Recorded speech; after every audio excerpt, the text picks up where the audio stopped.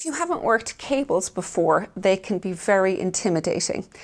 I know that before I started doing cables, it seemed like something very unattainable.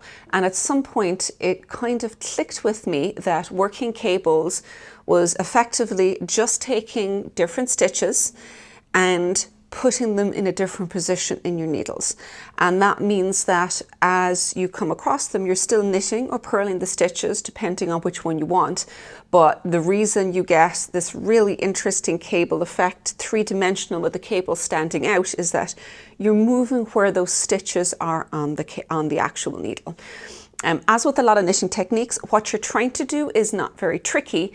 It's how you get there can be kind of complicated. So we're going to take a look in this video, the tools you're going to use for working cables, which are usually going to be a cable needle or cabling without a needle, and a quick overview of how you can read a cable chart and how it tells you how many stitches are in each side and which direction the cables are crossing in.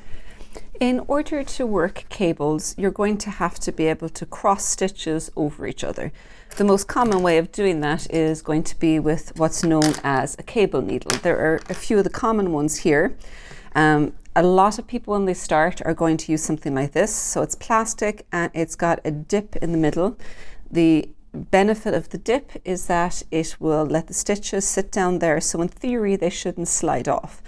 Now, there's two things that you want to bear in mind with this is because the plastic is very slippy, you want to have this sized quite close to the actual needle size, or else it's not going to sit down there. It'll just slide off it.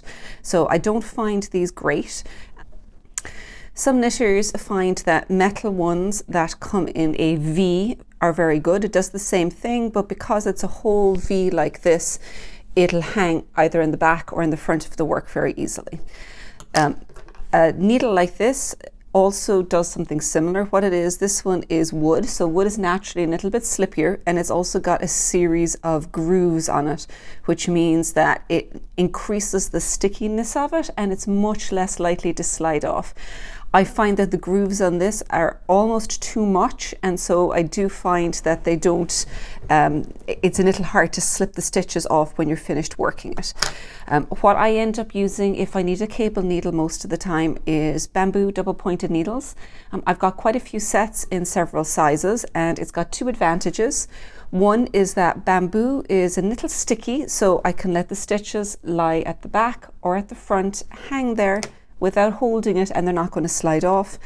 And I can knit straight off it, so I don't have to take the extra step of transferring them back onto my working needle. I can work straight off of this. So those are the two things I find really helpful. So now let me just show you very quickly how you'll use a cable needle. In order to do a cable that leans to the right, you want your stitches to come to the right. So you'll slip the stitches onto the cable needle, leave them hang at the front of the work, position your yarn the way you want it to be positioned, and then come back and knit the next stitches. And then you knit the stitches off your cable needle, just like so. So that's how you use a cable needle, and you create a cable that's leaning 3 by 3 over to the left. So let's take a look now at a cable chart and different types of cables and what they look like both on the chart and how you knit them.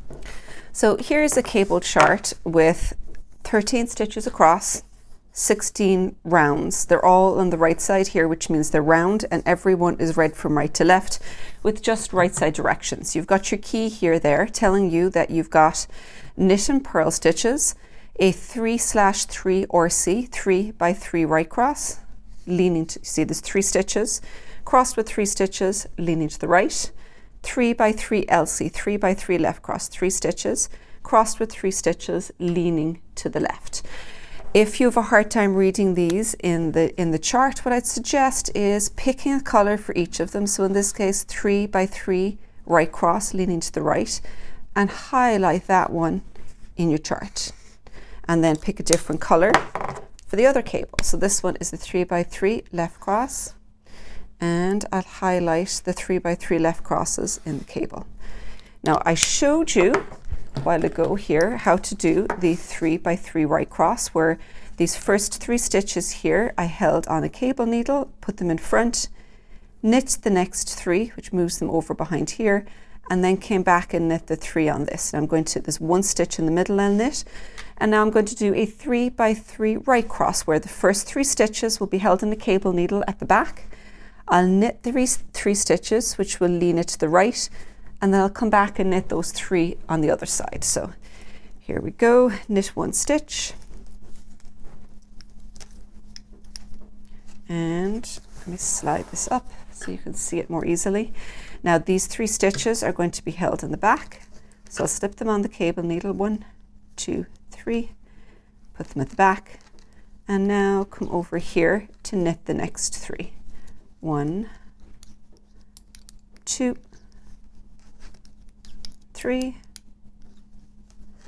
and then come back to the ones in the back. Make sure that these don't get twisted, that you don't pick them up this way. You want to make sure they're straight. And then in this case, they're all knit, so we're just going to go ahead and knit them.